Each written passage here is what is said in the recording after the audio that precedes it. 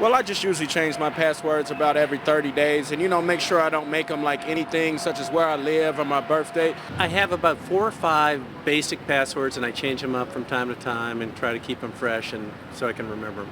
Keep them up here, not written down or anything like that. Just have them on my mind.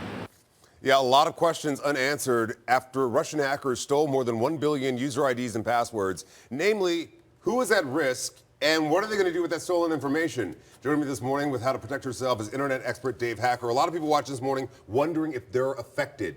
How can you know? Well, Rob, unfortunately, there's no way to know right now. There's about 500 million unique email addresses, which equates to about 1.2 billion usernames and passwords.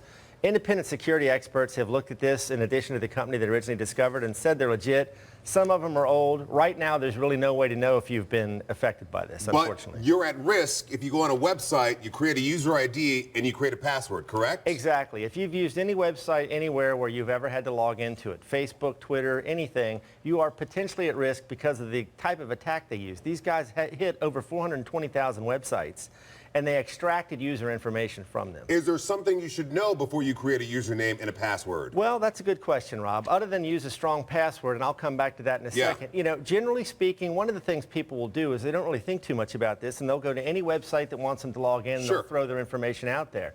You can limit the potential attack simply by not using websites that you're not familiar with and sticking to more reputable companies where they have a bigger interest in ensuring your security. But there's no guarantee there because people like Target have been hacked. Sure. What about this? What if I have been compromised? What are they going to use that information for? Well, it's hard to say. So far, since this attack has been exposed, these guys have only been using it for spam and things like that. It's possible, though, they would launch a more insidious kind of attack where they would try to break into bank accounts and that kind of thing. So it's hard to say what they're going to do with this in the long run. We were all talking about passwords. I mean, for me, I know it's smart to have a password, a different one for every site I log into. I cannot remember. I just can't remember, but there's some help out there. There is, Rob, and you're right about that. You need to have a strong password, something that's at least 8 characters and a combination of upper and lowercase letters, symbols, and numbers.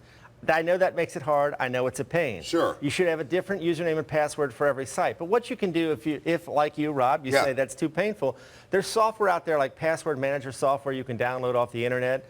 I would strongly encourage, though, before you do that, check out the software. There are organizations like CNET or ZDNet with editors who review these things, because if you just download something and put your passwords in it, there's no guarantee it won't steal them. Because those password site managers scare a lot of people, but they're like when they have all my information in one spot. I'll be honest with you, I don't use one, and I do have different passwords. So that's one thing. The other thing you can do is try to use some kind of mnemonic, like I love FOX19. So instead of the letter I, use the number 1. Instead of O in love or Fox, use the number 0.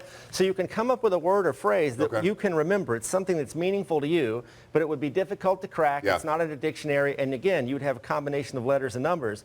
That's one way to help you get over the hurdle of, gosh, I can't remember all these different passwords. Dave Hacker, internet expert, thank you very much. Anytime, Rob. Thank you. It seems like an afternoon of work for me. Yeah. Tracy?